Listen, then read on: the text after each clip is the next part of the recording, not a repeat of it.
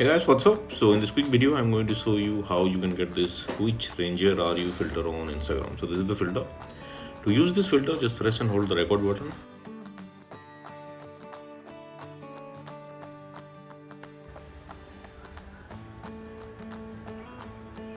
Okay, so this is the effect.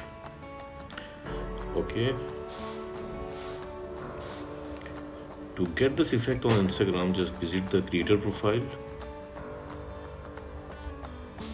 Ray is the creator of this effect. You can follow him to unlock this filter to your Instagram camera tray.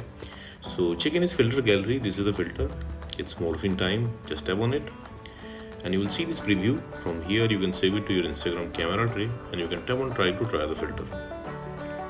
Okay, and suppose you are not getting the effect like this,